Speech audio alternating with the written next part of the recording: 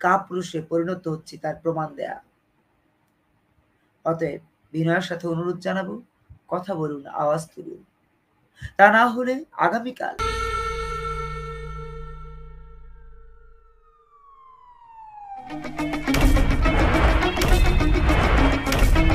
Follow করে রাখবেন।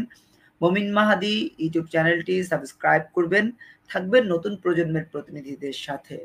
কেননা স্বাধীনতার ৫২ বছরে আপনার কথাগুলো বলার জন্য সত্যিকার অর্থেই আপনার নীতি, নৈতিকতা, আদর্শ, আপনার চিন্তা, সততা সেটিকে বাস্তবায়নের জন্য একটি রাজনৈতিক প্ল্যাটফর্মও গত এই ৫২ বছরে কোনো রকমের ভূমিকা রাখেনি। আমরা মনে করি আপনারা যারা সত্যিকার অর্থে দেশকে ভালোবাসেন, দেশের জন্য নিবেদিত থাকতে চান, সত্যিকার অর্থে দেশের মাটি ও মানুষের যেই চালিকা শক্তি সেটিকে ধারণ করেন, আমাদের বিশ্বাস যা অনতি বিলম্বে আমরা আমাদের মুক্তির পথ ত্বরান্বিত করতে পারব। বাংলাদেশের এই ৫২ বছরের ইতিহাস, ঐতিহ্য, সম্ভাবনা এবং উন্নয়নের প্রতিটি স্তরে আমরা চাই আপনাদের ভূমিকা থাকুক। আর তাই বলতে চাই, এই ভূমিকা রাখার জন্য, এই ভূমিকা নিয়ে অগ্রসর হওয়ার জন্য নতুন প্রজন্মের প্রতিনিধিদের ঐক্যবদ্ধতার কোনো বিকল্প নেই। ঐক্যবদ্ধ হতে হবে দেশের জন্য, মানুষের জন্য, সমাজের জন্য, সংস্কৃতির জন্য।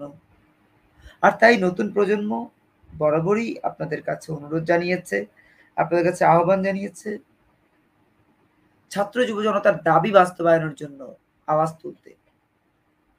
সেই দাবি আজ নতুন প্রজন্মের পক্ষ থেকে আমিও জানাচ্ছি এবং বলতে চাই, যখন মুনিয়া হত্যাকাণ্ডের মতো ঘটনা ঘটে, তখন নীরব থাকা মানে আমাদের মা বোনদেরকে অনিরাপদ করে তোলা। যখন দ্রব্যমূল্য বৃদ্ধি হয় বিভিন্ন কর্পোরেট হাউসের মাধ্যমে, তখন নীরব থাকা মানে দুর্ভিক্ষের দিকে একটি মানচিত্রকে, একটি দেশকে ঠেলে দেয়া। যখন একের পর এক সড়ক পথ দুর্ঘটনায় আমাদের ভাই বোনদের মৃত্যুর ঘটনা ঘটে, তখন নীরব থাকা মানে সেই ভাই বোনদেরকে রাস্তায় মৃত্যুর দিকে যেভাবে ঠেলে দেয়া হয়েছে, ঠিক তেমনি ভাবে নিজেদেরকে ঠেলে দেয়া। যখন একজন ডিসি নিজেকে স্যার বলার জন্য বাধ্য করে, তখন নীরব থাকা মানে কুলাঙ্গারের জাতিতে পরিণত হওয়া। যখন একজন জজ আমাদের সাধারণ মানুষকে পায়ে ধরতে বাধ্য করেন, তখন নীরব থাকা মানে আমরা কাপুরুষে পরিণত হচ্ছি তার প্রমাণ দেয়া। অতএব বিনয়ের সাথে অনুরোধ জানাবো, কথা বলুন, আওয়াজ তুলুন। তা না হলে আগামীকাল ওই কষ্টদায়ক পরিস্থিতিতে আপনাকেও পড়তে হতে পারে। আজকে যারা কথা বলেন, অনেক বড় বড় কথা বলেন, তাদের কাছে অনুরোধ জানাবো, বাংলাদেশকে ভালোবাসার নাম যদি হয় আন্তরিক থাকা, দ্রব্যমূল্য বৃদ্ধি না করে যতটুকু সম্ভব কমিয়ে এই ব্যবসার সাথে সম্পৃক্ত থাকা, তাহলে সেই আন্তরিকতায় অগ্রসর হন। ৫২ ভাষা আন্দোলনের কথা কিন্তু ভুলে গেলে চলবে না।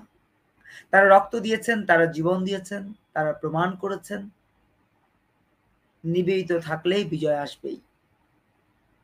আজকে ফুলকুড়ির মতো সংগঠন দেশটাকে ধ্বংস করে দিচ্ছে, দুটি ভাগ করে দিচ্ছে দেশের মানুষকে। এই ফুলকুড়ি যারা করে তাদেরকে বলে দেয়া হচ্ছে, তোমরাই হচ্ছে স্বর্গে যাচ্ছ, আর যারা ফুলকুড়ি করছে না তারা নরকে যাচ্ছে। তোমরাই হচ্ছ প্রকৃত দিন ইসলামের পথে অনুসারী, আর যারা ফুলকুড়ি করছে না বা ফুলকুড়িকে পছন্দ করছে না তারা হচ্ছে দিনের বাইরের মানুষ। একইভাবে আবাবিল, একইভাবে অন্যান্য জামাতি সংগঠনগুলো, অঙ্গ সংগঠনগুলো যারা করছে, তারা ভাবছে আমরাই মনে হয় সঠিক রাস্তায় আছি, বাকিরা ভুল রাস্তায় রয়েছে। এই আবাবিলের অনুষ্ঠানে যারা যান, তারা কি একবারও ভেবেছেন কোথায় যাচ্ছেন? কাদের সাথে সম্পৃক্ত হচ্ছেন? না বুঝেই যাচ্ছেন। হিজাব পরা, নামাজ কায়েম করা, রোজা রাখা এটি আর আবাবিল করা, জামাত ইসলাম করা, ফুলকড়ি করা, ছাত্র শিবির করা এগুলো কিন্তু এক জিনিস নয়। আওয়ামী লীগ করা যেমন ধর্মীয় দায়িত্বের মধ্যে পড়ে না, জামাত ইসলাম করাও ধর্মীয় দায়িত্বের মধ্যে পড়ে না।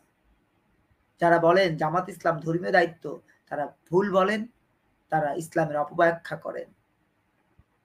আবার যারা বলেন আওয়ামী লীগ করা কাফের হয়ে যাওয়া তারাও ইসলামের ভুল ব্যাখ্যা করেন। আমি বলতে চাই